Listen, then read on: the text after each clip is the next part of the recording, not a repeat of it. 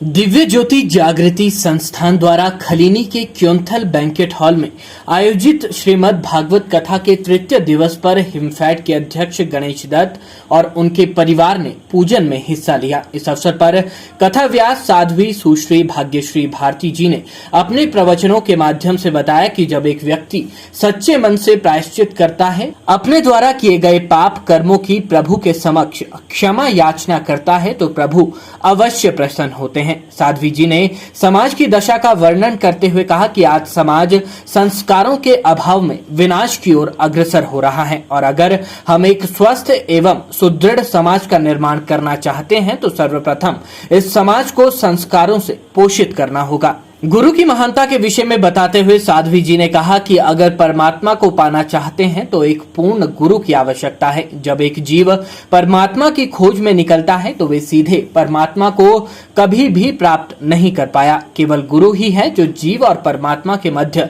एक सेतु का कार्य करते हैं। इस मौके पर संत समाज द्वारा सुमधुर भजनों का भी गायन किया गया। मैं तुम्हें सावधान करता हूँ, तुम अपनी मर्यादा में रहो, मेरे धैर्य की परीक्षा मत लो। शिवपाल ने कहा, अच्छा, अरे धैर्य तो मेरा टूट रहा है, उसकी अग्र पूजा होते देख, जिसने सदा ही पीठ के पीछे से प्रहार किया है।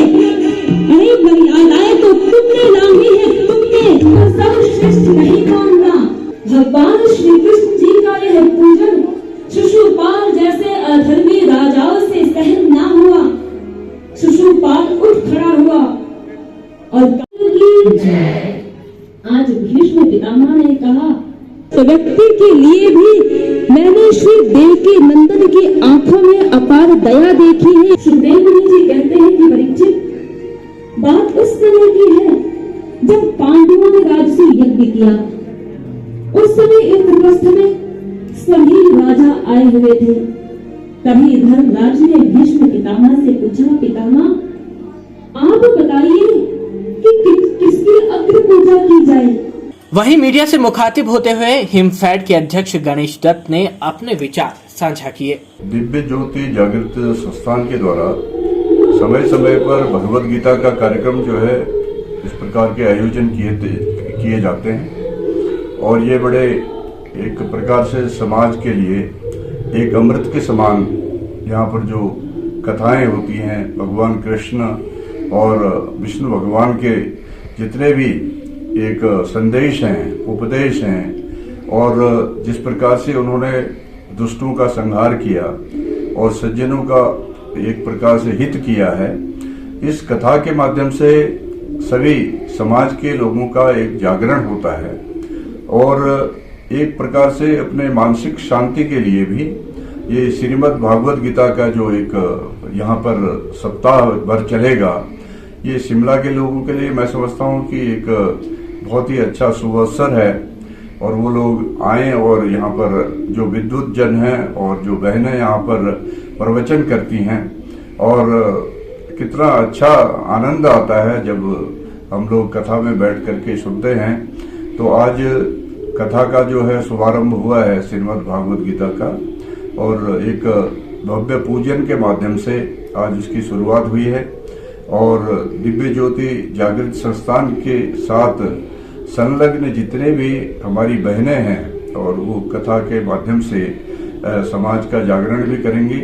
और शिमला के लिए एक बहुत अच्छा सुखद भी है। हम प्रभु से प्रार्थना करते हैं कि जिस प्रकार से आज सारे विश्व में, सारे देश में एक बीमारी का माहौल एक कोविड के रूप में एक सारे देश और प्रदेशों को इसने परेशान कर रखा है और थोड़े सूखे वाली स्थिति है। हम भगवान से प्रार्थना करते हैं कि ये जो आयोजन किया जा रहा है इससे एक तो वर्षा हो, इंद्रदेव खुश हो और समाज का कल्याण हो और इस कथा का मेन रूप से यही संदेश हो, मेरा ये कहना है। वहीं स्वामी धीरानंद जी ने मीडिया से मुखातिब होते हुए धार्मिक आयोजन की विस्तृत जानकारी साझा की। इस मौके पर उन्होंने बताया कि कथा में प्रतिदिन आध्यात्मिक तत्व को प्रभु भक्तों को प्रदान किया जा रहा है। दिव्य ज्योति जागृति संस्थान के द्वारा 29 अप्रैल से 5 मई तक श्रीमद् भागवत कथा का भव्य आयोजन स्थानीय क्योंथल बैंक्वेट हॉल खलीनी के अंदर किया जा रहा है, जिसमें परम वंदनीय गुरुदेव सर्वश्री आशुतोष महाराज जी की परम शिष्या आदरणीय कथा व्यास साध्वी सुश्री भाग्यश्री भारती जी श्रीमद् भागवत कथा में छिपे जो आध्यात्मिक रहस्य हैं उन्हें संगत के सामने प्रकट कर रहे हैं। और इस कार्यक्रम के अंदर सभी भक्तजनों का उत्साह प्रतिदिन बढ़ रहा है, क्योंकि बीते दिनों कोविड के अंदर जो समाज ने इतना भयानक समय देखा, उससे ये उबरने का वेला है। तो मैं आप सभी से, सभी शिमला वासियों से मैं आग्रह करूंगा कि बढ़ चढ़कर भगवान श्री कृष्ण की इस दिव्य लीलाओं को श्रवण करें और अपने जीवन को धन्य करें, क्योंकि भागवत कथा ही एक ऐसा माध्यम है जिससे हमें मोक्ष की प्राप्ति हो सकती है।